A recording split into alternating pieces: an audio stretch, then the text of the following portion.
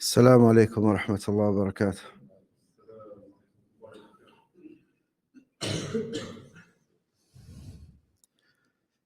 إن الحمد لله نحمده ونستعينه ونستغفره ونعوذ بالله من شرور أنفسنا ومن سيئات أعمالنا.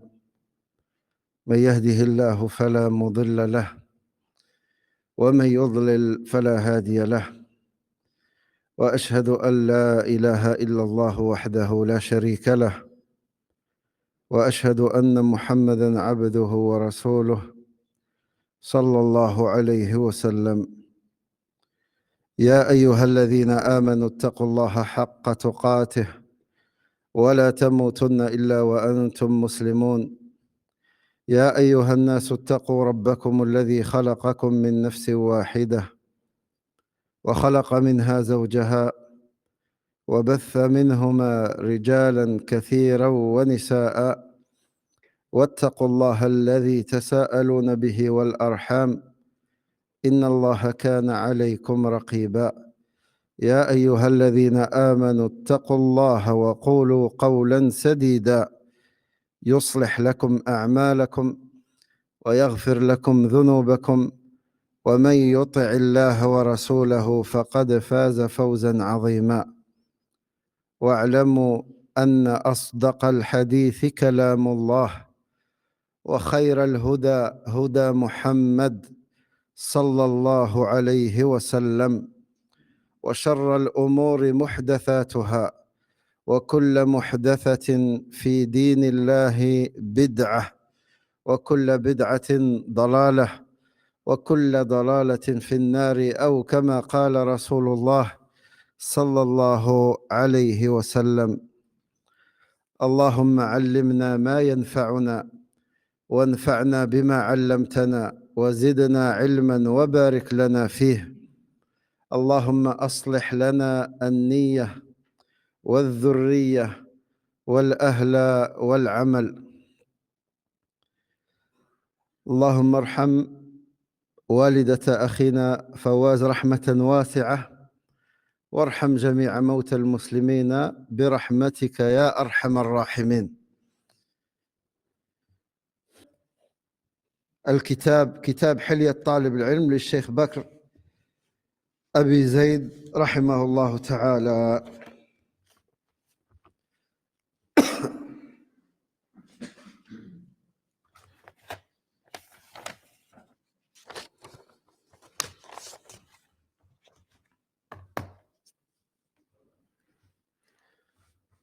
Donc le Cheikh rahimahullah a dit réfuter les ambiguïtés.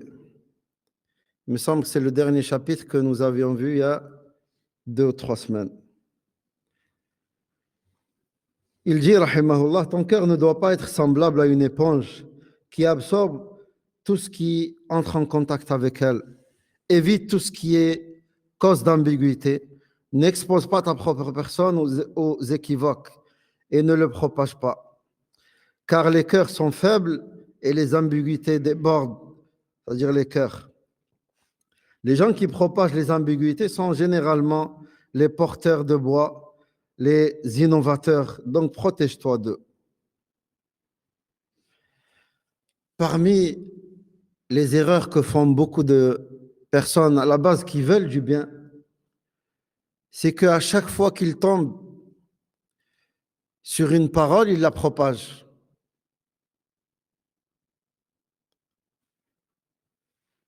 Sans être assurés que la parole est vraie, sans prendre en compte le fait que parfois le fait de propager les paroles de certaines personnes peuvent être la cause de l'égarement d'autres personnes. Même si ton but est peut-être mettre en garde contre cette parole, mais les gens ne le comprennent pas de cette manière forcément.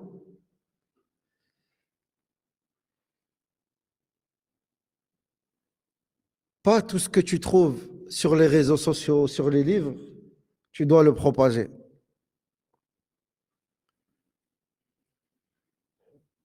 Même si c'est des vérités des fois, il faut les laisser de côté, les garder pour toi. Car la science, elle se prend petit à petit par étapes. Vois-tu un nourrisson, si tu lui donnes de la viande ou du pain, est-ce que cette viande va lui être utile? Pourtant, la viande ou le pain, ce sont des bons aliments, hein, pour nous. Mais pour un nourrisson, si tu fais cela, tu le tues. Ben, il y a des gens, dans la science, c'est pareil. On est tous comme ça. Avant d'étudier certaines choses, il faut d'abord apprendre les fondements, les bases de cette religion. Comme à l'école, tu passes par des étapes pour ce qui est juste des études mondaines, qu'en est-il de ce qui concerne la religion d'Allah subhanahu wa ta'ala? Et le messager d'Allah sallallahu alayhi wa sallam, il apprenait à ses compagnons de manière méthodologique. C'est la science, c'est étape par étape. D'accord?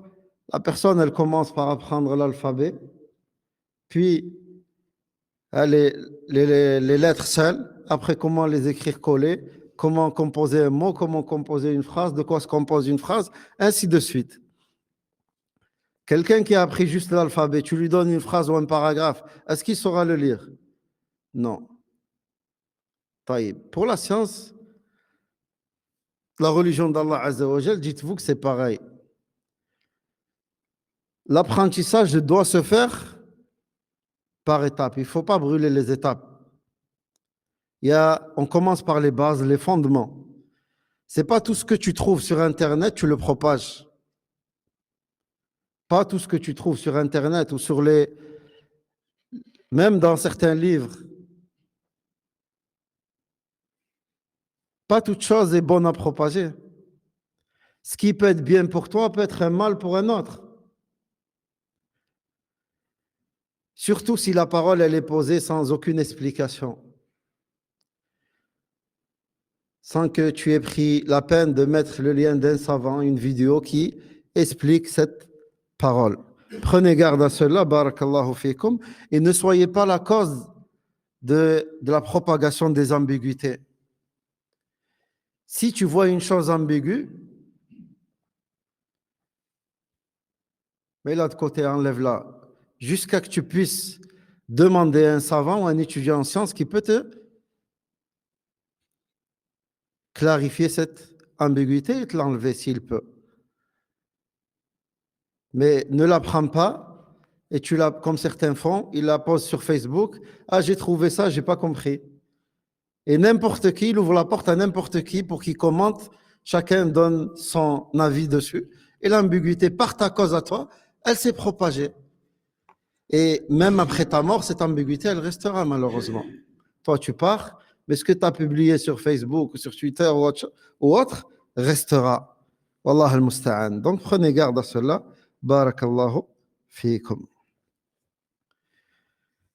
Puis il dit, rahimahullah, faites attention aux erreurs de grammaire et de conjugaison.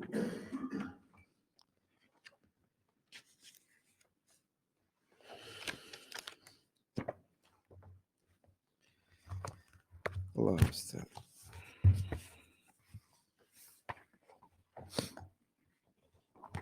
Donc, évite les erreurs de grammaire et de conjugaison à l'oral et à l'écrit, car l'absence d'erreur est splendeur, raffinement et permet au lecteur de comprendre le sens voulu grâce à la légitimité de la syntaxe de la phrase.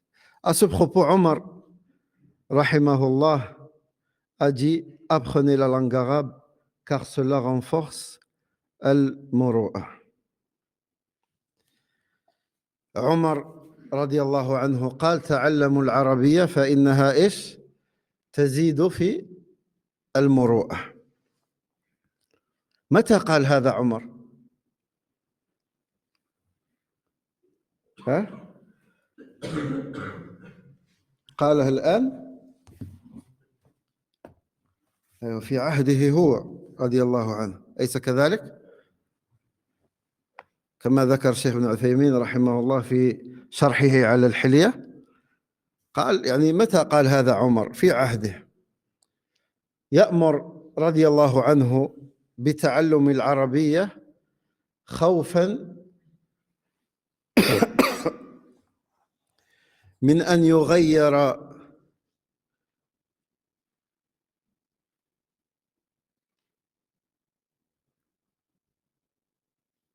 أو من أن يغير الألسنة بلسان الأعاجم بعد الفتوحات.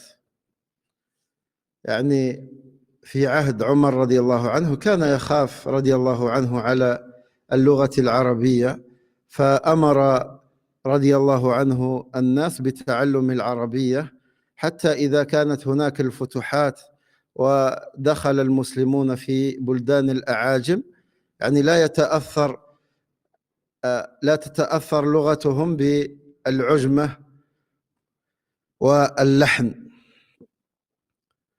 Donc Omar radiallahu anhu, c'est quand qu'il a dit cela? Quand est-ce qu'il a dit apprenez la langue arabe car cela renforce le moro'a? Il a dit cela à son époque, radiallahu anhu.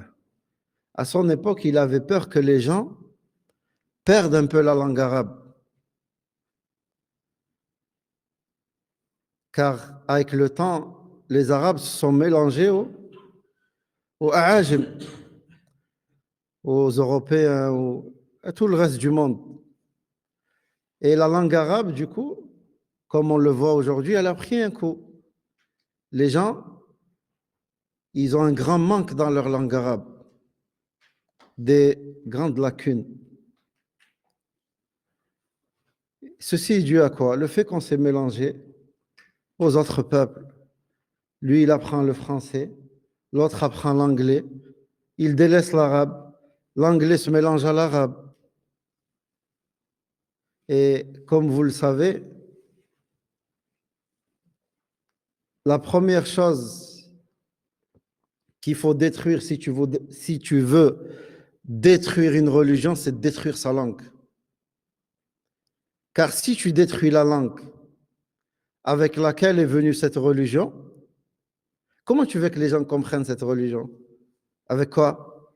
Les traductions? Vous voyez les traductions qu'il y a de nos jours? Hein?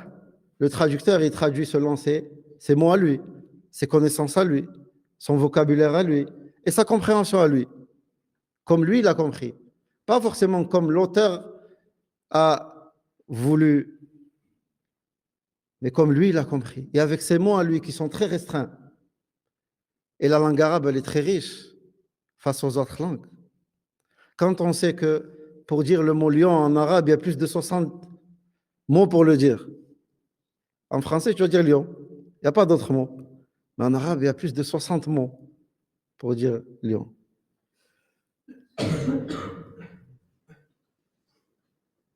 Donc, il est très important, Akhil Karim, d'essayer de préserver cette langue au maximum. ومع الأسف الشديد كما يقول الشيخ ابن عثيمين رحمه الله، نحن الآن ليس لنا شخصية. Nous, on n'a pas de personnalité. وصرنا أذيالا وأتباعا لغيرنا.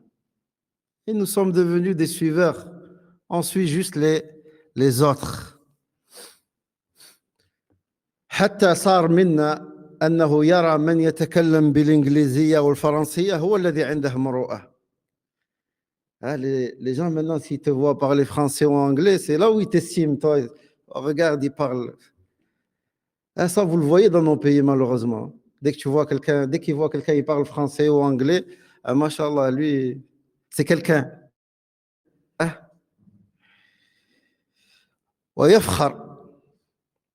يفتخر بذلك إذا كان يعرف الإنجليزية والفرنسية وغيرها من اللغات. بل إن بعضنا نسأل الله الهداية والسلامة يعلم أولادها اللغات الأخرى غير العربية. Certains parmi nous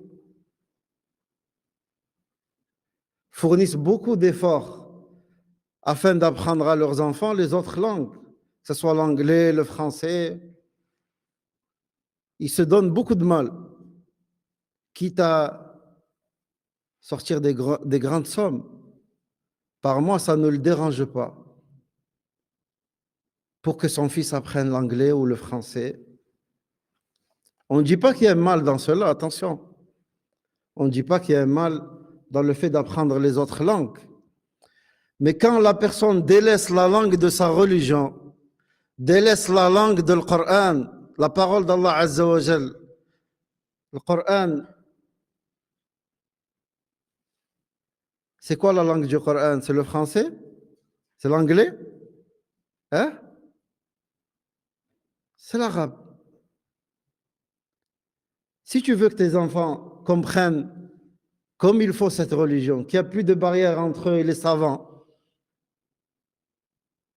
il fait partie de ton devoir, c'est une obligation pour toi, de leur apprendre la langue arabe. Si tu ne le fais pas, tu commets un péché. Pourquoi? Parce que l'apprentissage de la religion, de l'islam, c'est une obligation ou pas? Le seul moyen d'apprendre ta religion, c'est d'apprendre l'arabe. Donc l'apprentissage de la langue arabe devient obligatoire, car c'est le seul moyen qui te permet de bien apprendre ta religion. واضح؟ القاعدة ما لا يتم الواجب إلا به فهو إيش؟ واجب. طيب. يعني الآن بعض الصبيان يقول الشيخ ابن عثيمين رحمه الله إذا قلت له مع السلامة إيش يقول لك؟ يقول لك باي باي ولا تشاو، أو تقول له السلام عليكم يقول لك بونجور. والشيخ يقول يعني حتى إذا اتصلت بشخص في الهاتف يقول لك ألو، فكيش هذا ألو؟ ما هذا؟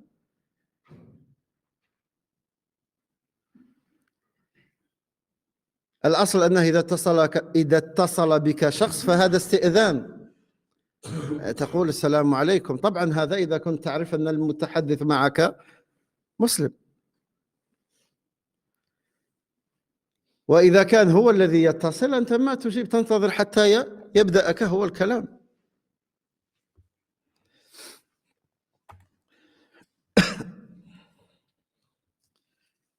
فيجب علينا يا رعاكم الله أن تكون عندنا شخصية عالية،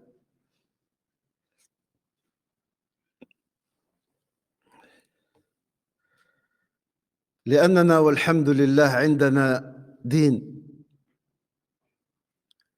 وشرع، فالإنسان يعتز ويفتخر بهذا الدين.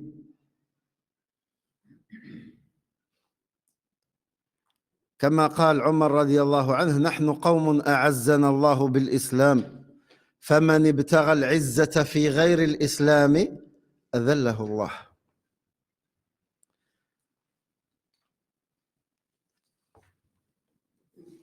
وقس على ذلك، يعني الإنسان عليه يعود أبناءه قدر ما استطاع على أن يتكلموا بالعربية، وأن لا يكون عندهم لحن في هذه اللغة العظيمة التي هي لغة القرآن. الله عز وجل يقول إنا أنزلناه قرآنا عربيا، ففخرك وعزتك في هذا الدين هذه اللغة، ليش تتركها وتقصر فيها؟ Donc il t'incombe, Akhi al-Karim, d'apprendre à tes enfants cette langue et leur inculquer que c'est la langue de leur religion. Et n'oublie pas, si tu apprends ou si tu es la cause d'apprendre à ton fils la langue arabe, et que par la suite, il lira le Coran ou il apprendra un peu du Coran, ben dis-toi qu'à chaque fois qu'il apprend ou qu'il lit le Coran, toi aussi tu es récompensé. À chaque fois qu'il lit un verset, toi aussi tu es récompensé parce que c'est toi qui as été la cause de cela. Et par Allah, le jour du jugement, ton enfant, il dira pas, oh, Allah, il m'a pas nourri ou il m'a pas. Ça sera son dernier souci, mais Allah, il m'a pas appris ma religion. Il m'a délaissé. C'est à cause de lui que j'ai pas prié. C'est à cause de lui que j'ai pas appris. C'est lui, qui m'a délaissé concernant l'apprentissage de l'islam.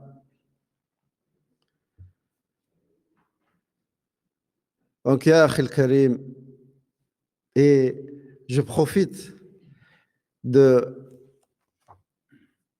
de ce chapitre pour vous rappeler, vous, les frères de cette mosquée, l'importance de l'apprentissage de la langue arabe et qu'il est triste et malheureux de voir que cette année, par exemple, il n'y a pas de cours de langue arabe dans la mosquée pour les garçons. Pourtant, alhamdoulilah, les frères, il y en a qui sont capables d'apprendre aux jeunes garçons ne serait-ce que la lecture. Mais personne ne veut s'investir. Si on vous aurait demandé de vous investir dans autre chose, dans des projets mondains, on aurait vu tout le monde courir le premier. Parce que pourquoi? Parce qu'il y a de l'argent à gagner. Mais vu qu'il s'agit des choses qui sont attrait à l'au-delà, ben, tout le monde dort. Ou personne ne se sent concerné. Wallahi, vous êtes tous concernés. Wallahi, vous êtes tous concernés. Et c'est vous qui êtes responsables. C'est vous qui vous avez pas mis à disposition aux petits cette chose-là, le fait qu'ils puissent apprendre la langue arabe. Et Wallah, ce n'est pas les capacités qui manquent. C'est ça qui est triste. Il y a des frères qui sont capables. Mais on va dire, ah non, mais moi, je ne peux pas. Je suis très occupé. Ou j'ai pas de niveau. On ne te demande pas de leur apprendre l'ajrumiya ou le mutammima ou l'alfiya. Hein? À ton niveau, à toi. Si tu sais leur apprendre alif bata, apprends leur alif bata. Et à chaque fois qu'une classe commence, alif bata, si tu arrêtes toi ou ta, même pas tu passes aux autres lettres. C'est tout ce qui t'est demandé. Tu leur apprends ce que tu sais. Et alhamdoulilah, beaucoup de frères, ils savent lire. Et ils parlent couramment l'arabe. Ils sont capables d'enseigner aux petits. Mais, Shaitan, il les tire vers le kassel, la fainéantise. Ah, le samedi, c'est le seul jour où je peux sortir avec ma famille. Pourquoi je vais venir donner des cours aux enfants? C'est vrai que c'est très important que tu sors avec ta famille. 1 heure ou 2 à donner, consacrer aux enfants, que tu vas peut-être trouver demain, le jour du jugement. Peut-être c'est la cause, peut-être c'est ça qui te fera rentrer au paradis. Peut-être que si tu fais les causes, toi, pour préserver les enfants des autres, peut-être qu'Allah Azza wa Jal, quand tu partiras, il mettra quelqu'un pour préserver tes enfants à toi aussi. Mais non, c'est pas important. C'est plus important d'aller à Leclerc au Carrefour avec ta famille, c'est vrai. Qu'Allah nous guide.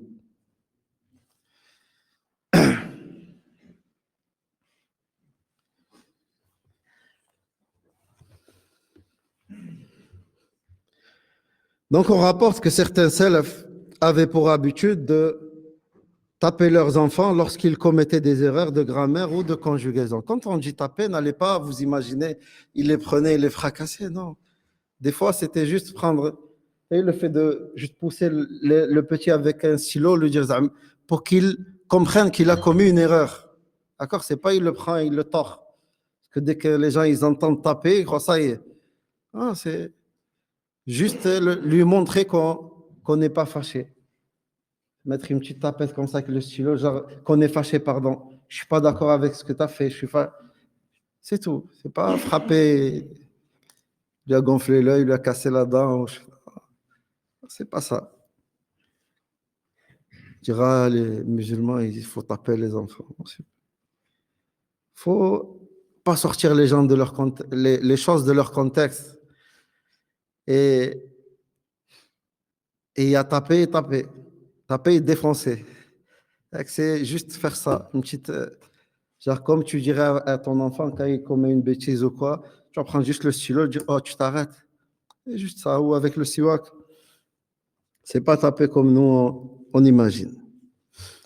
Et Al-Khatib a rapporté avec une chaîne de transmission d'après Al-Rahbi qui a dit j'ai entendu un de mes compagnons dire quand quelqu'un qui fait beaucoup d'erreurs écrit un texte en arabe, puis un autre qui fait aussi beaucoup d'erreurs retranscrit ce texte, le résultat final c'est du persan, c'est du chinois, on ne comprend pas. Si lui, il écrit, il commet des erreurs dans son écriture, et l'autre cas, il recopie le texte, ben, il fait encore des erreurs. Celui qui va venir, qui a un niveau correct dans la langue arabe, quand il va lire, il dit c'est quoi ça, c'est du chinois. Je ne comprends pas le mot qui est écrit là. Pourquoi? Parce qu'il l'a mal écrit.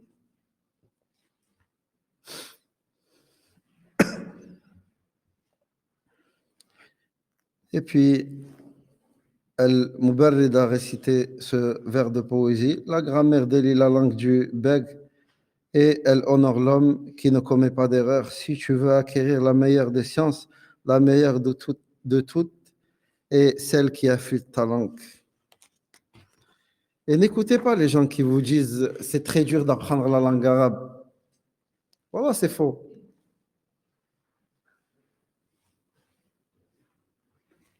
Allah Azza wa Jalla n'a-t-il pas dit dans le Coran Inna nahnu nazzalna dhikra لا ليس هذا يسرنا الذكر للإنسان فهل من مذكر الله عز وجل يسر القرآن والقرآن جاء باللغة العربية اللغة العربية والله سهلة la langue arabe elle n'est pas si difficile que ça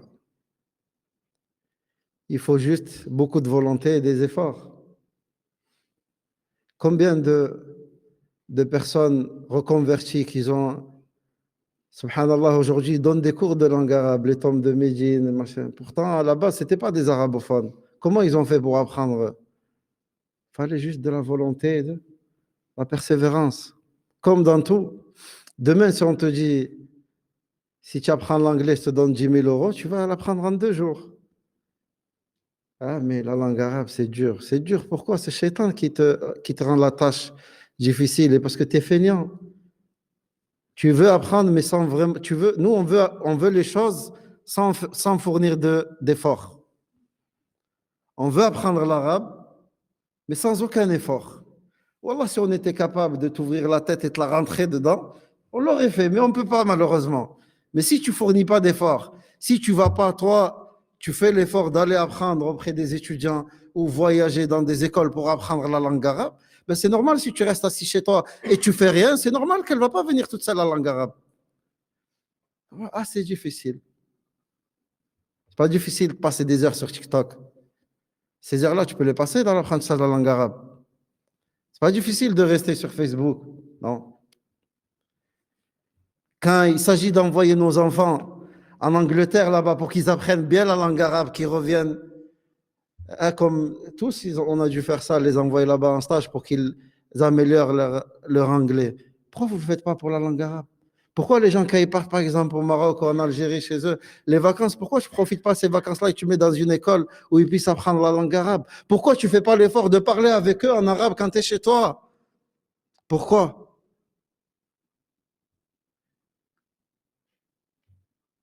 Wallah al-musta'an.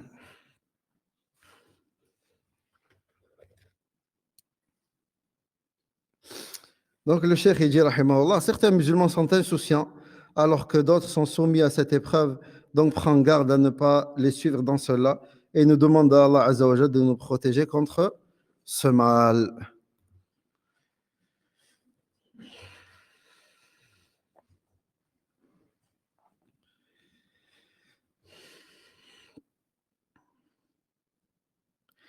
Puis il dit, rahimahullah, prends garde aux querelles byzantines. Autrement dit, ce qu'on appelle le débat stérile. ou le débat sans importance.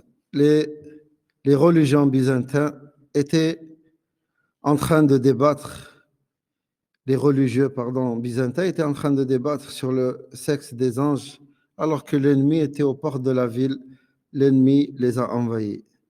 En un mot, les discussions futiles empêchent de progresser. La voie des prédécesseurs était de renoncer aux querelles et aux polémiques incessantes. Ils voyaient que s'y adonner sans relâche faisait partie du manque de piété, comme l'a dit Al-Hassan lorsqu'il a entendu des gens qui étaient en train de polémiquer. Ces gens-là se sont lassés de l'adoration. La discussion est devenue pour eux agréable et leur crainte a diminué. C'est pourquoi ils se sont mis à discuter.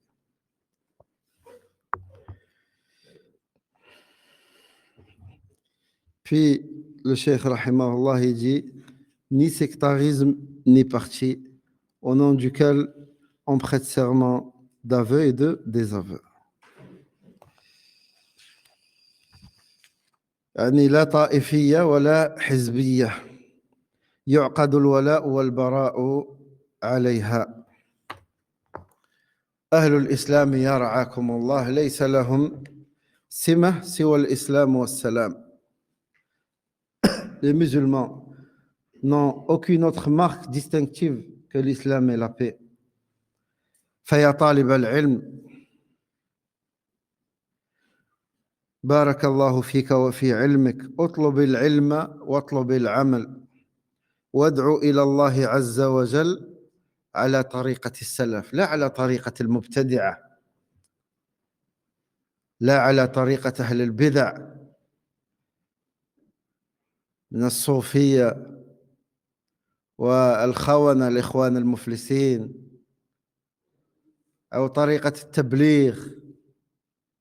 هذه ما أنزل الله بها من سلطان. الدعوة إلى الله عز وجل عبادة والعبادات توقيفية. العبادات توقيفية. ما معنى توقيفية؟ أي صفوان؟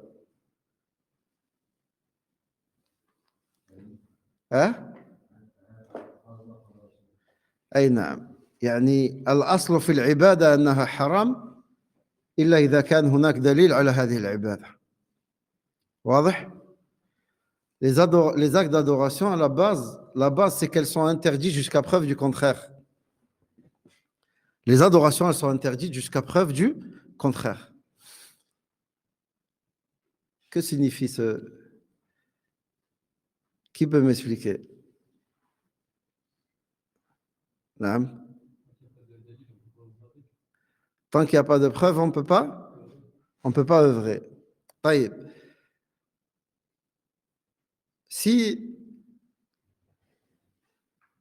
je vous dis, levez-vous en prie 5 unités l'Aïcha, je peux? Hein?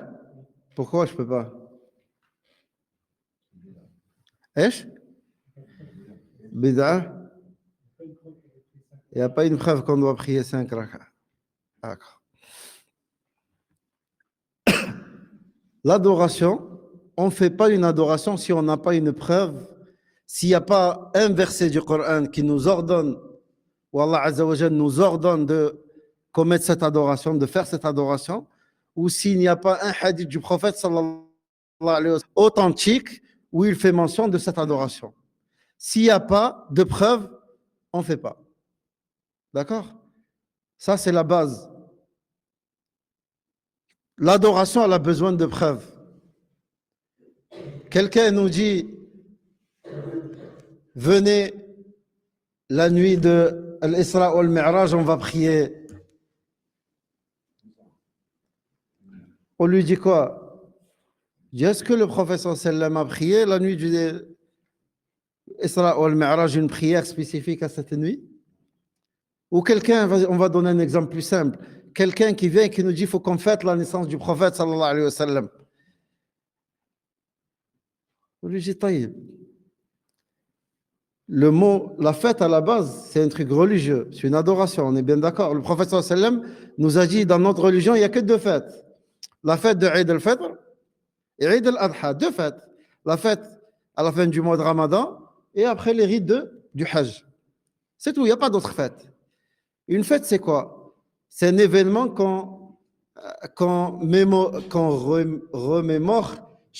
remémore, on commémore le même jour chaque année. C'est une fête. Par exemple, tous les 1er janvier, on fait telle chose. Ou tous les temps de Rajab, comme eux, ils font pour l'Isra ou le Mi'raj. Yaz'umoun. C'est ça une fête. Donc à la base, le terme fête, c'est un terme religieux. Tu me dis, on fête la naissance du prophète sallallahu alayhi wa sallam. Moi, je vais dire, donne-moi une preuve qu'il faut fêter la naissance du prophète sallallahu alayhi wa sallam. Est-ce qu'Allah Azza wa Jal nous a ordonné de la fêter? Est-ce que le prophète sallallahu alayhi wa sallam l'a fêté? Est-ce que les compagnons l'ont fait? Non, ils ne l'ont pas fait. Donc toi, d'où tu ramènes cette parole? Il faut fêter la naissance du prophète sallallahu alayhi wa sallam. D'où tu l'amènes? Ramène-moi ta preuve. Tu ne l'as pas, donc garde-la pour toi. Moi, elle ne m'intéresse pas. D'accord? Donc c'est ça. L'adoration, à la base, elle est interdite jusqu'à preuve du contraire. S'il y a une preuve du Coran ou de la Sunna, on prend. Il n'y a pas de preuve, on rejette. Ça, c'est la base. D'accord? Ça, c'est la base. Donc, le fait d'appeler à la religion d'Allah subhanahu wa ta'ala, c'est une adoration ou pas? C'est quoi la preuve si vous dites oui? Hein? والعصر.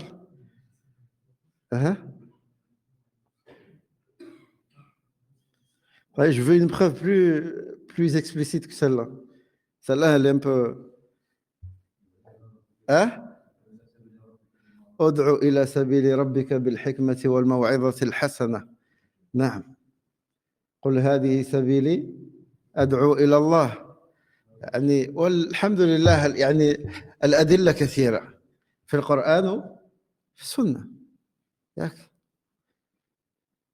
نضر الله امرؤا سمع مقالتي فوعاها فأداها كما سمعها. بلغوا عني ولو آية. طيب الدعوة إلى الله عز وجل عبادة. Le fait d'appeler les gens à la religion d'Allah, c'est une adoration. Et comme on a vu maintes fois, toute adoration a des conditions. C'est quoi les conditions de l'adoration alors? Deux, c'est quoi? La sincérité et le suivi du messager d'Allah sallallahu alayhi wa sallam. La sincérité, ça c'est entre toi et ton créateur. Personne ne peut savoir ce qu'il y a dans ton cœur. Par contre, le suivi du prophète sallallahu alayhi wa sallam, il est visible. On peut le constater.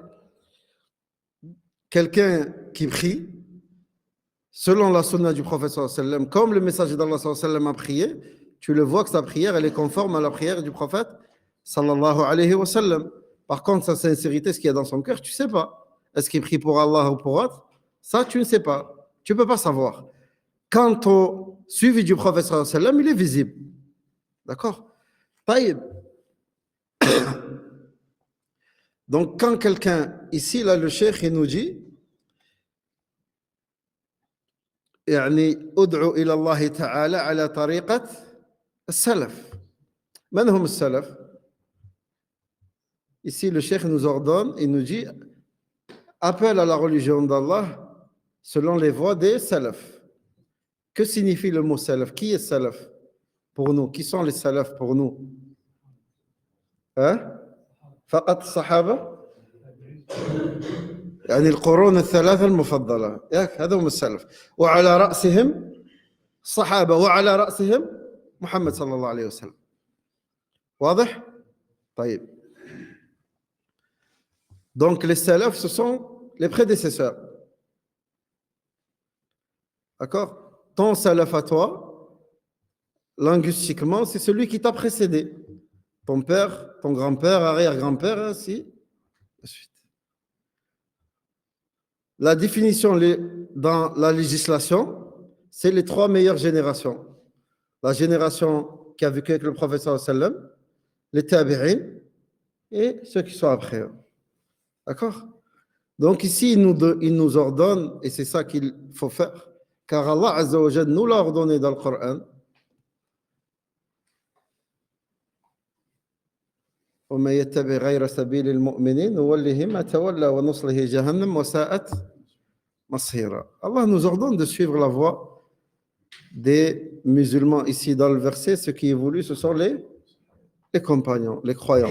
C'est les compagnons radiallahu anhum, car c'est eux qui étaient croyants à ce moment-là quand le Coran descendait sur le prophète sallallahu alayhi wa sallam. Donc Allah Azza wa Jal nous demande de suivre, d'être sur la même guidée que les compagnons. D'être sur la même guidée que les compagnons. Ici, le cheikh nous ordonne donc d'appeler à la religion d'Allah de la même manière, de la même voie que les salafs. Pour appeler à la religion d'Allah, il faut d'abord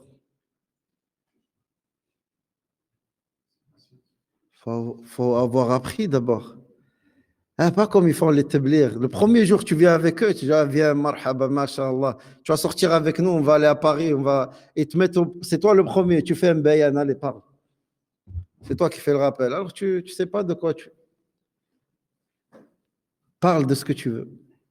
Ou il te donne un livre, tiens, lis-le et fais des commentaires. Alors que le gars n'a jamais étudié sa vie, n'a jamais peut-être même ouvert un livre religieux. Pour appeler à la religion d'Allah, il faut d'abord apprendre, il faut de la science. Ils te disent, oui, mais le prophète sallallahu alayhi wa sallam a envoyé Abu Moussa al-Ash'ari, Mu'ad, au Yémen, il leur a dit, allez-y, appelez à la religion d'Allah. Ce sont des grands savants c'était des grands savants parmi les savants des compagnons qu'il a envoyés. La preuve, c'est qu'il les a mis comme juges. Tu crois que le messager d'Allah sallallahu alayhi wa sallam, il va désigner 2 juges sur un peuple alors qu'ils n'ont aucune science, aucune connaissance? Pour être juge, vous savez ce qu'il faut pour être juge comme étude? Le prophète sallallahu alayhi wa sallam a les envoyés, il les a dit, il leur a ordonné d'être juges, un sur le nord du Yémen et l'autre de l'autre côté. Et tu me dis, ouais, le prophète sallallahu alayhi wa sallam les a envoyés, donc nous aussi on peut sortir et aller appeler les gens à la religion d'Allah. Tu vas les appeler à quoi? Avec vos histoires inventées? Notre cheikh, il a voulu traverser la rivière, il est monté sur un crocodile, il l'a fait traverser de l'autre côté. Masha'Allah. On ne dit pas que ce sont des choses qui ne peuvent pas exister. Ça peut exister. À la base, ce qu'on appelle les karamat, ça existe. Ne croyez pas que ça n'existe pas. Ça peut exister. Mais à la base, nous, on voit quoi? Si la personne, elle est croyante et sur la droiture, c'est possible qu'elle fasse partie des alliés d'Allah et qu'Allah lui donne certaines choses. C'est possible. Mais tu vois la personne, elle ne prie pas. Elle ne fait rien. Et comme l'autre, il a mentionné dans son livre, un des sophies, il a dit son cheikh, dès que son regard, il croise le regard de quelqu'un, c'est bon, cette personne, elle est guidée. Au point où quand son cheikh, il a croisé le regard d'un chien, le chien, il s'est guidé. Voilà, c'est des choses qui font rire et pleurer en même temps, tu vois.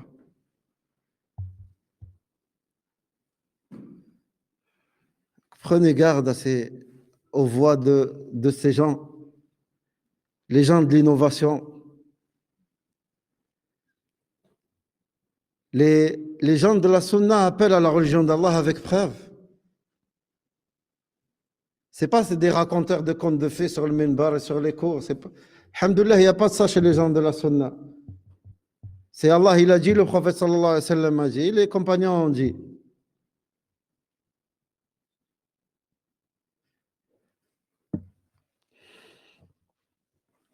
Allah al-musta'an. Donc il dit ainsi, cher étudiant, qu'Allah te bénisse et qu'il bénisse ton savoir, recherche la science, mets-la en application et invite les gens à la religion d'Allah en empruntant le chemin des pieux prédécesseurs. Ne passe pas ton temps à t'engager puis à sortir des différents groupes. En vérité, celui qui fait cela abandonne sa liberté pour les réglementations strictes et les préceptes formels des sectes et des partis.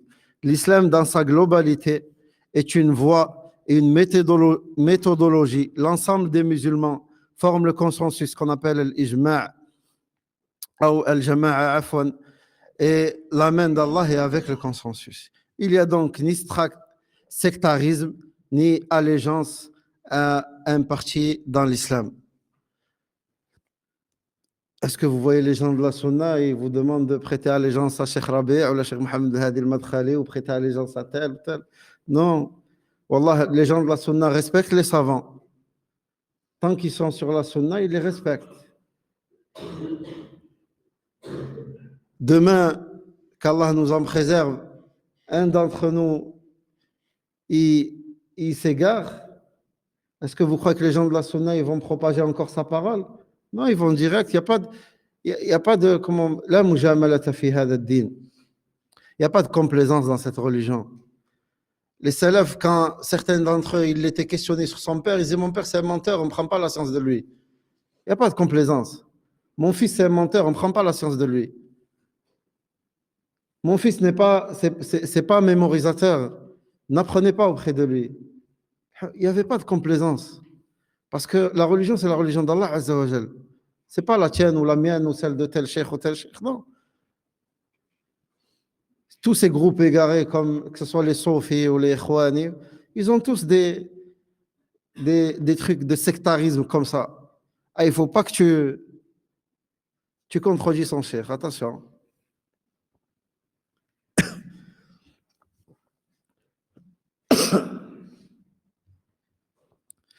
Et puis il dit, rahimahullah, je demande à Allah de te protéger contre le désarroi, afin que tu ne deviennes pas un pilleur qui s'introduit au sein des groupes, des sectes, des doctrines mensongères et des partis extrémistes.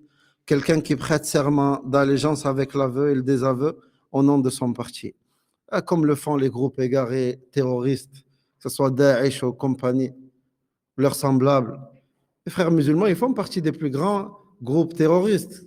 Daesh à la base, ce n'est que une branche des frères musulmans. Donc prenez garde à ce genre de groupe. Il n'y a pas de sectarisme dans l'islam. Il n'y a pas de fanatisme. On ne se fanatise pour personne. Le seul qu'on prend sa parole sans rien rejeter, c'est celui qu'Allah Azza wa Jalla a envoyé comme messager, et personne d'autre que Muhammad sallallahu alayhi wa sallam. Notre messager sallallahu alayhi wa sallam. C'est le seul qui est exempt de l'erreur. Sinon, personne d'autre n'est à suivre à la lettre. Personne, on doit suivre personne à la lettre. On suit la religion d'Allah Azza wa Jal. Si la personne, sa parole, elle est conforme à la parole d'Allah et la parole du prophète sallallahu alayhi wa sallam et la parole des compagnons, on la prend, il n'y a pas de souci. Aucun problème. Si sa parole, elle n'est pas en conformité avec la parole d'Allah et la parole du prophète sallallahu alayhi wa sallam et la parole des compagnons, on rejette sa parole. D'accord? Le cheikh, il dit, rahimahullah, soit un étudiant en sciences comme il se doit. Suit les pas des prédécesseurs, qui sont donc les prédécesseurs. Hein? Qui sont les prédécesseurs? Les compagnons et les tabi'in, les tabi'in, les tabi'in. Marche sur la voie claire et appelle les gens à la religion d'Allah avec science, tout en rendant aux gens vertueux les honneurs qui leur sont dus en raison de leur mérite et de leur ancienneté. L'Alliance est un groupe ou un parti, Hizbiya, qui contient des voies et des préceptes innovés et inconnus des prédécesseurs, fait partie des plus grands obstacles à la science et des choses qui divisent le plus le consensus. Cela a contribué à l'affaiblissement considérable de l'unité musulmane, sans compter les nombreuses afflictions qui ont touché les musulmans. Les musulmans sont affaiblis, sont divisés à cause de quoi? À cause de ces gens-là, les gens de l'innovation. C'est eux qui ont divisé les gens. Ce n'est pas les gens de la sunna. C'est les gens de l'innovation qui ont divisé les gens. Et le messager d'Allah sallallahu alayhi wa sallam nous a informé cette communauté, elle allait se diviser. Il nous a même pas mis en garde contre cela. N'a-t-il pas dit sallallahu alayhi wa sallam, ma communauté se divisera en 73 groupes, tous en enfer sauf une? Le fait qu'il dit sallallahu alayhi wa sallam, ma communauté se divisera en 73 groupes, ça c'est une information, il nous informe. Et quand il dit tous en enfer sauf une, ici il nous met en garde, ne soyez pas parmi ceux qui vont aller en enfer. Faites attention à cela. Et les compagnons lui demandent, quelle est cette seule-là qui va éviter l'enfer? Quelle a été la réponse du prophète sallallahu alayhi wa sallam, Jibril? Dans une narration. Et d'autres, il a dit,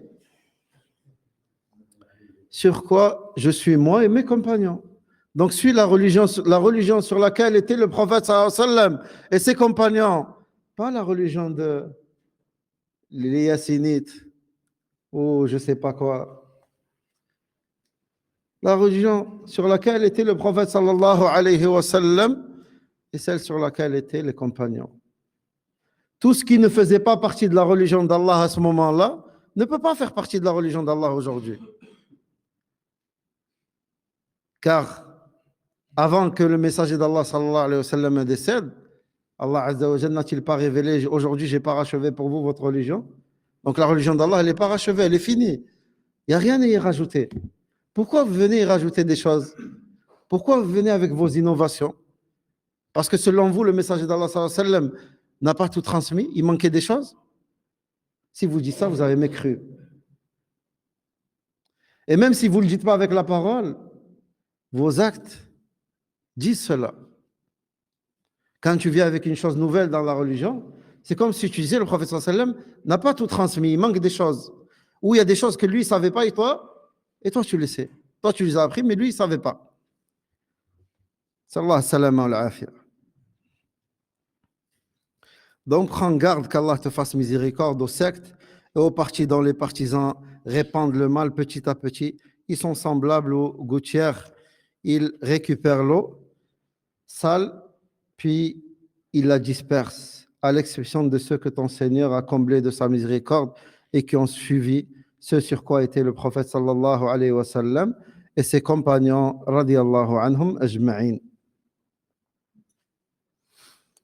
Ibn al-Qayyim, rahimahullah, a dit en parlant des caractéristiques des gens de la servitude, le deuxième signe est sa parole et on ne leur a pas attribué de nom, c'est-à-dire qu'ils ne sont pas devenus populaires grâce à un nom particulier reconnu auprès des gens, comme les noms qui sont devenus les symboles des gens du chemin, c'est-à-dire les as-Sofi. De plus, ils ne sont pas limités à une adoration particulière de sorte qu'on les dénomme par le nom de cette œuvre et qu'ils soient distingués par celle-ci au détriment des autres actes d'adoration. Faire cela est une altération de la servitude, c'est une servitude partielle. En ce qui concerne la servitude absolue, on ne reconnaît pas le serviteur par un de ses noms, comme par exemple le prieur ou le jeûneur. Au contraire, ce serviteur répond à l'appel de celui qui a appelé à cette servitude sous toutes ses formes. Ainsi, il participe avec tous les gens de la servitude. Dans les actes d'adoration, il prie avec les prières, il jeûne avec les jeûneurs, etc. Il ne délaisse aucune œuvre pieuse. Et il ne se distingue pas par une façon d'être particulière, un symbole, un signe distinctif, un nom particulier, un vêtement ou une voix définie par les hommes. Quand on dit une voix définie par les hommes, est-ce que ici, quand les gens de la Sunna se disent on est des salafis, ça rentre dans ce qu'il dit ici? Hein? Oui ou non?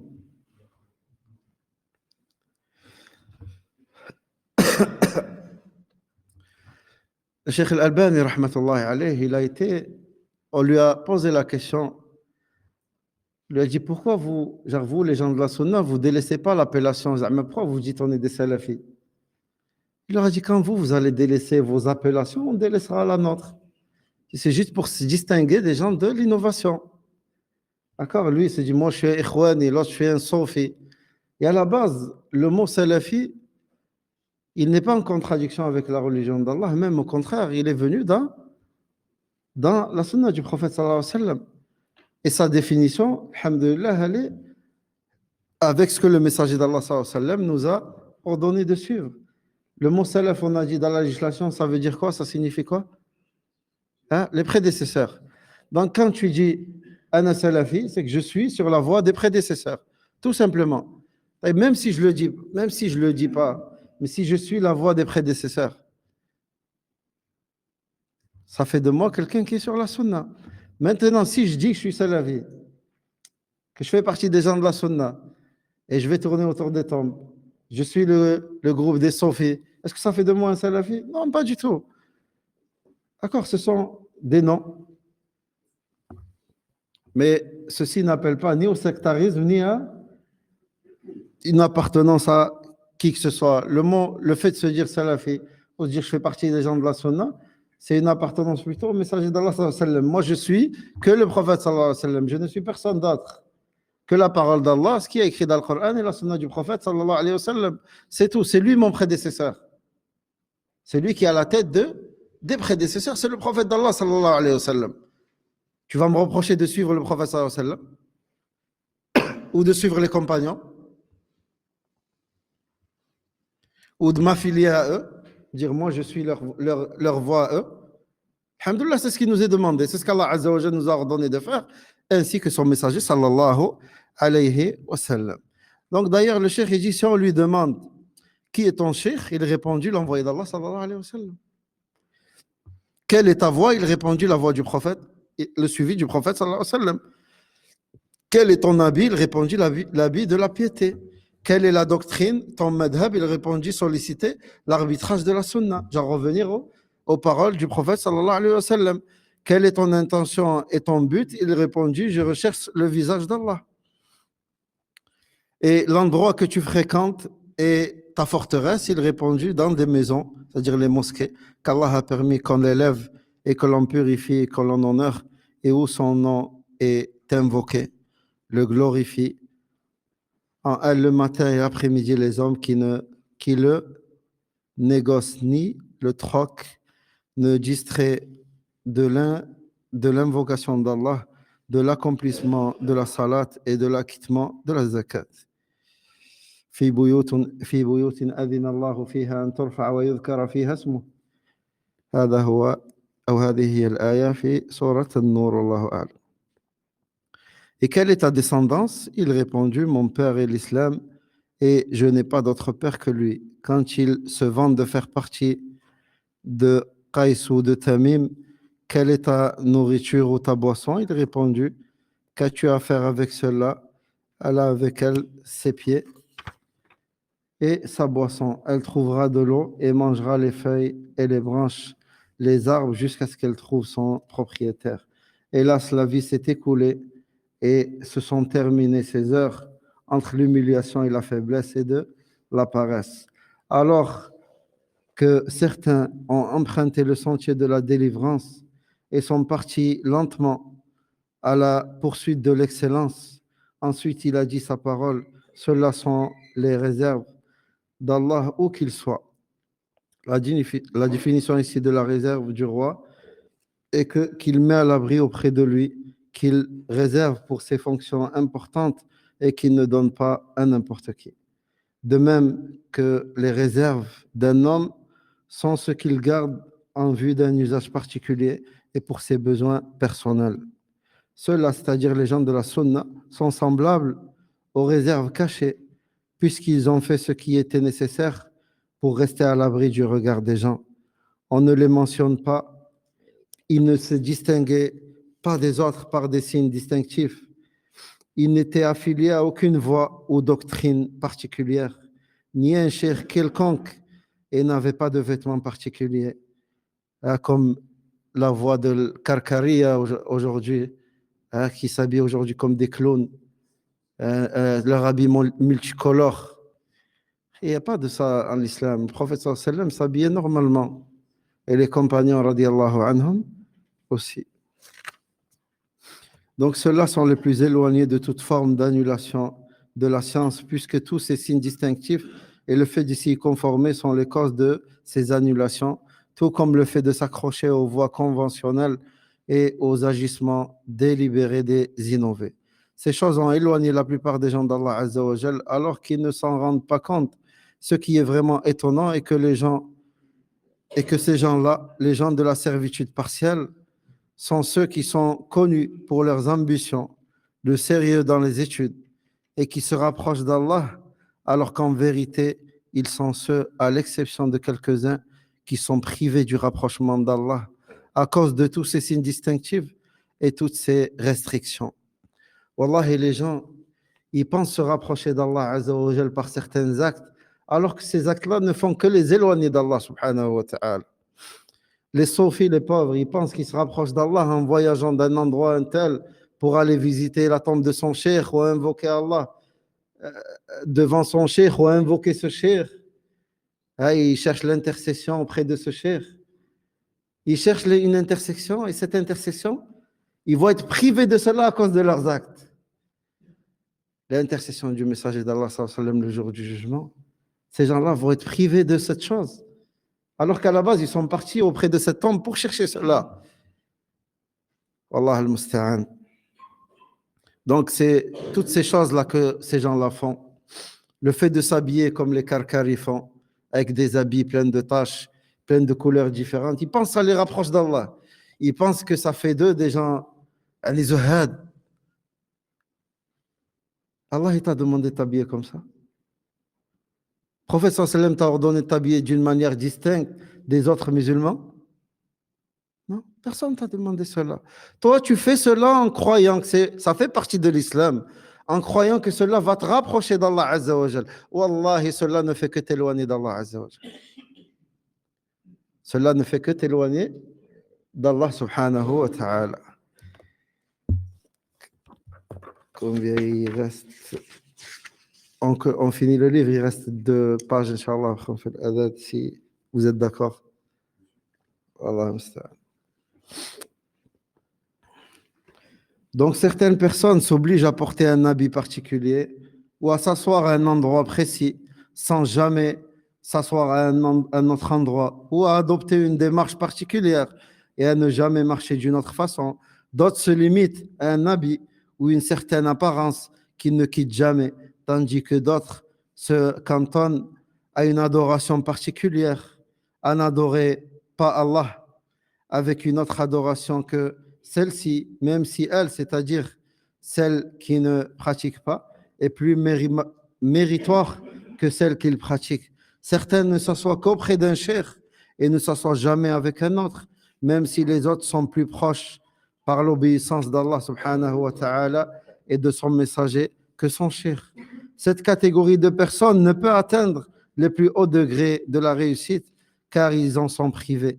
Les traditions, les signes distinctifs, les façons de se comporter particulières et les conventions les ont empêchés de suivre la sunna. Ils en sont donc exclus.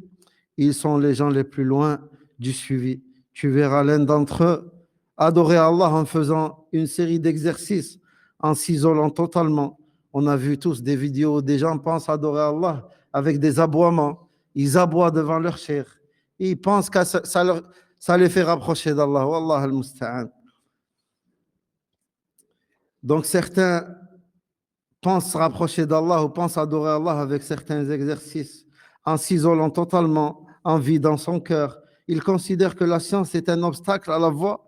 Lorsqu'on lui rappelle l'amour pour Allah, la haine pour Allah, le commandement de convenable et l'interdiction du blâmable, ils considèrent cela comme mauvais et superflu. D'ailleurs, s'ils trouvent parmi eux quelqu'un qui accomplit ses œuvres pieuses, ils le renient et ils ne le considèrent plus comme un des leurs. Ces gens-là sont les plus éloignés d'Allah, même s'ils sont ceux qu'on évoque le plus, et Allah est plus savant. Fin de la citation de Cheikh l'Islam, rahimahullah. Et les choses qui annulent cette parure, chers frères, qu'Allah nous préserve de l'erreur.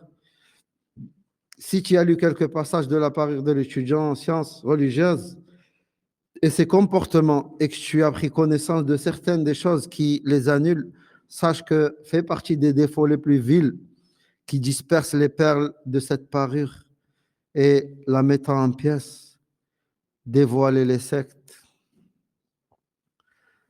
rapporter les paroles d'un groupe de gens à d'autres, la rudesse de caractère et des propos et élever la voix, plaisanter trop souvent, s'immiscer dans les conversations entre deux personnes, la rancœur, la jalousie, penser du mal d'autrui, fréquenter les innovateurs, se rendre dans les lieux interdits, prends garde à tous ces péchés, ainsi qu'à ceux qui sont similaires.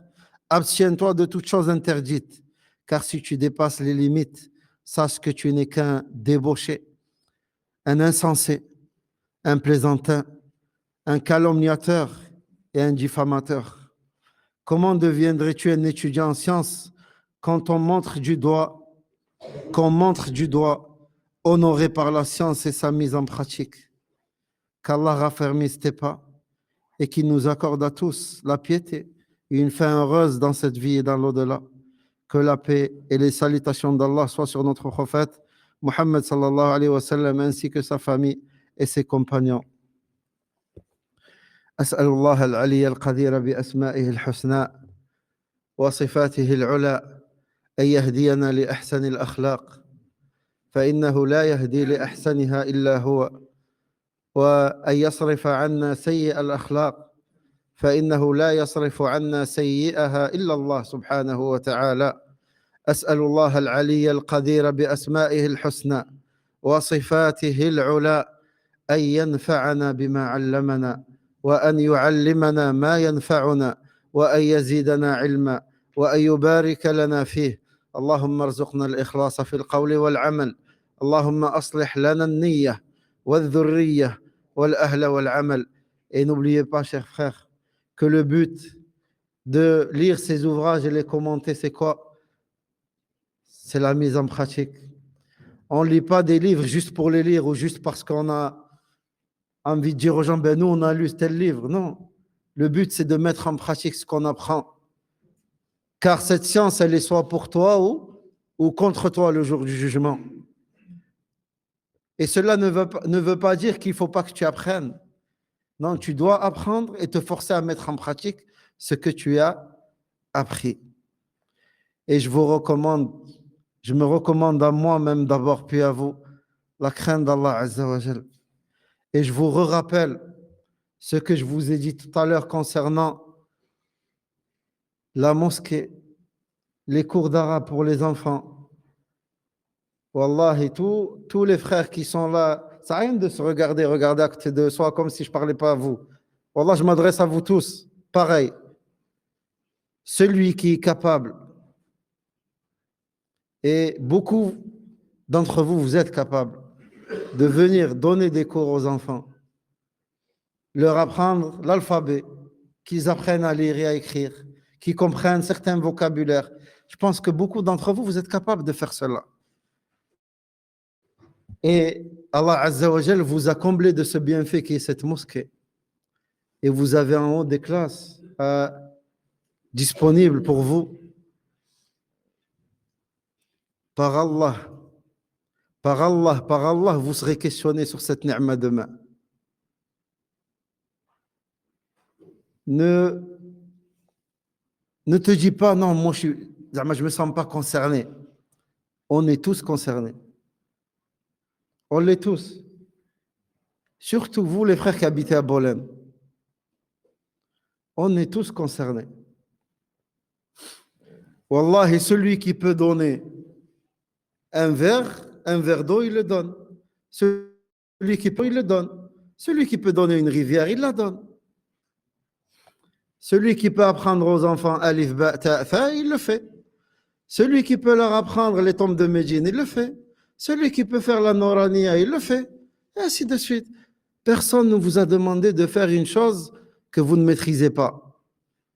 Et comme avant cela, on vous l'a dit maintes fois, soit moi ou le frère Abu Ubaid, s'il y a besoin d'aide, nous on est là, on peut essayer de former, vous épauler un peu. Mais la responsabilité, elle revient à vous. C'est vous qui habitez ici, c'est pas nous. Aujourd'hui, peut-être c'est pas tes enfants, mais demain, c'est tes enfants qui auront besoin de ces cours et ils ne trouveront personne. Pourquoi? Parce que toi-même, tu as été peut-être négligent vis-à-vis des enfants des autres. Dis-toi, peut-être si tu essayes de faire le bien pour les enfants des autres, Allah enverra quelqu'un qui le fera aussi pour tes enfants. Et on parle d'apprentissage de la religion, les frères. Une aumône continue que tu trouveras demain le jour du jugement. Même après ta mort, tu récolteras encore les bonnes actions parce que tu as appris à un enfant à parler arabe ou à écrire ou à lire le Coran. Ou peut-être que ton casier de bonnes actions, il est plein, tu n'as plus besoin de bonnes actions. Ou peut-être tu estimes que tu en fais assez. Peut-être, je ne sais pas. À toi de me dire pourquoi cette année, il n'y a pas de cours pour les garçons.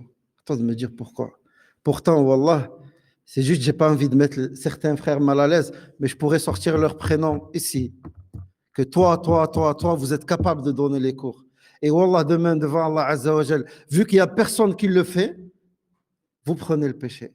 Si à la rigueur, il y avait quelqu'un qui le faisait, alhamdoulilah, une partie, elle enlève le péché des autres.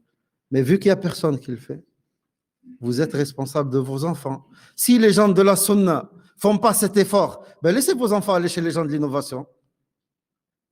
C'est ça que vous voulez peut-être. Laissez-les. Le messager d'Allah sallallahu alayhi wa sallam n'a-t-il pas dit vous êtes tous des bergers et chaque berger est responsable de son troupeau. Kullukum ra'in wa kullukum mas'oulun an ra'iyatih. Craignez Allah Azza wa Jal dans cette mosquée. Wallahi, vous êtes dans une ni'ma. Vous n'êtes pas conscient de cette ni'ma. Ah, qu'Allah préserve cette mosquée et qu'Allah préserve le bureau de cette mosquée. Et vous êtes, je répète, vous êtes dans l'obligation de les aider tant que possible. Voilà, des fois, on entend des paroles, ah, moi, je prépare ma hijra. Je ne peux pas aider. Tu es sûr de partir demain? Pas sûr de mourir ici avant de partir? Même ici tu aides la mosquée pour les gens qui viennent après toi. Je sais pas. J'aime pas parler de ce genre de choses comme ça hein, sur le Telegram, mais je parle. Ces paroles-là ne concernent pas seulement cette mosquée. Beaucoup de mosquées vivent dans la même situation. On voit les gens, ils délaissent la mosquée, ils baissent les bras, ils abandonnent. Et on trouve le bureau, il y a 2, 3 personnes qui essayent de se battre tant bien que mal pour tenir la mosquée. Mais à la fin, ils vont se fatiguer s'ils ne trouvent pas des gens qui les soutiennent. فأسأل الله العلي القدير أن يوفقهم لما فيه الخير في الدنيا والآخرة. هذا وصلى الله وسلم وبارك على عبده ونبيه محمد صلى الله عليه وسلم وعلى آله وأصحابه أجمعين. سبحانك اللهم وبحمدك أشهد أن لا إله إلا أنت أستغفرك وأتوب إليك. Et si j'ai dit quelque chose qui a pu enfoncer qui que ce soit, je m'excuse. Wallahi, ce que je veux, c'est votre bien comme le mien. Vous êtes mes frères ou comme mes parents ou mes oncles. qu'Allah vous préserve et nous préserve tous. Salam alaikum wa rahmatullahi wa barakatuh. أيوة تفضل.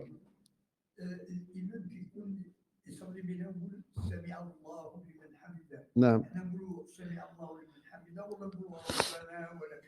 ثم تقولوا بجوز سمع الله لمن حمده وربنا ولك الحمد. الاثنين.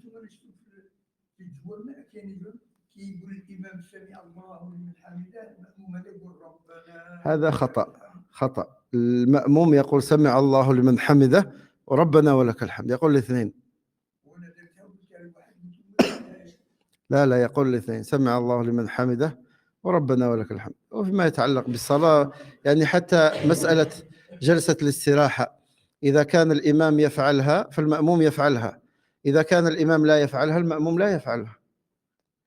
لأن النبي صلى الله عليه وسلم قال ما جعل الإمام إلا ليؤتم به.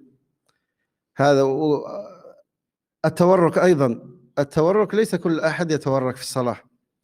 الإمام والذي يكون على أطراف الصف حتى لا يؤذي إذا كان لا يؤذي من بجانبه. أما إذا كان يترتب على ذلك أذية لمن هو بجانبه فهذا ما يجوز له لأن أذية المسلم حرام. Donc même le fait de s'asseoir, la dernière assise pour le tashahhud,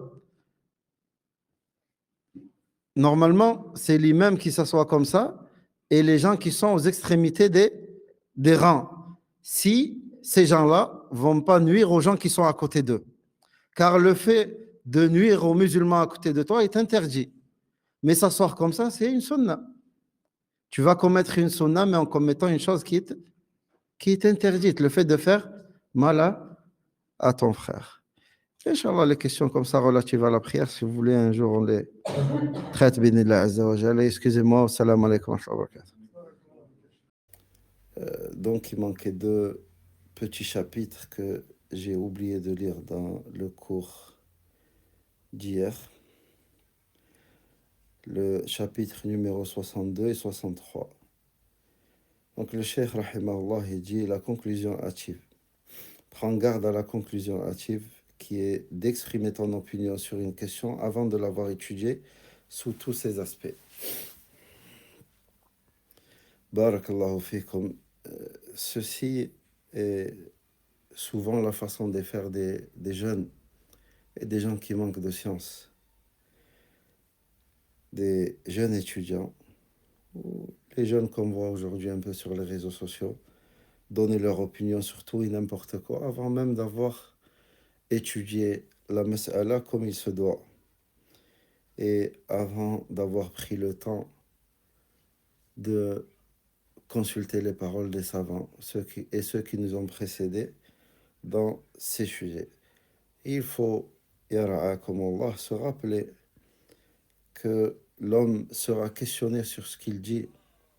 Tout ce que tu dis dans ce bas monde,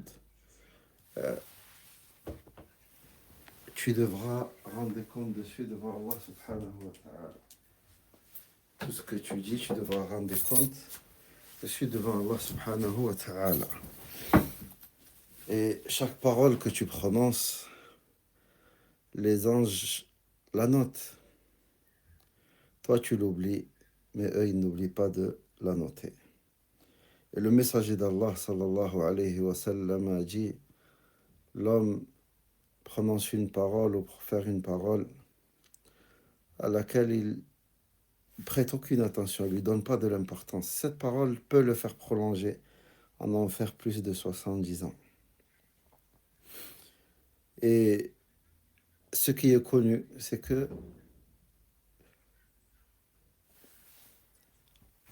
des fois, il se peut qu'il y a plusieurs avis sur un sujet, mais que la personne, elle lit un seul avis, elle se hâte à le propager, et elle en fait même un sujet d'alliance et de désaveu, même s'il s'agit d'un avis juridique, par exemple. Donc, yara'ak Allah, avant de te faire ta propre conclusion, ne te précipite pas. Ne te précipite pas à porter des jugements ou à faire des conclusions sur des paroles que tu as lues ou que tu as entendues avant de bien avoir étudié la mas'ala, barakallahu fik. Et nous avons vu les dégâts que cela peut porter. Puis le cheikh dit, rahimahullah, les nouvelles traditions juives, ce qu'on appelle l'israéliyat. On prend garde aux nouvelles traditions juives qui proviennent des orientalistes juifs et chrétiens, car elles font plus de dommages et sont beaucoup plus dangereuses que les anciennes traditions juives. Cela est dû au fait que l'attitude à avoir concernant les anciennes traditions juives a été éclaircie par le prophète sallallahu alayhi wa sallam et par les paroles des savants. En ce qui concerne les nouvelles traditions juives qui se sont infiltrées dans la pensée islamique au lendemain de la révolution culturelle, de l'unification du monde et de la tentative de stopper la progression de l'islam, elles sont le mal absolu et une épreuve générale. Et aujourd'hui, comme on le sait, ces moyens de communication ont fait de ce monde une petite ville ou un petit village, si on peut dire. Donc, les informations se propagent à grande vitesse. Et les gens, malheureusement, dès qu'ils ont une information, ils la propagent aussi à leur tour, sans se soucier si cette tradition vient du messager d'Allah sallallahu alayhi wa sallam, ou elle vient des ennemis de l'islam qui essayent de nuire à l'islam par des inventions, des textes inventés par les juifs ou autres. Donc certains musulmans, dit le cheikh, sont insouciants, alors que d'autres sont soumis à cette épreuve. Donc prends garde à ne pas les suivre dans cela, et nous demandons à Allah Azza wa Jal de nous protéger contre ce mal. هذا وصلى الله وسلم وبارك على عبده ونبيه محمد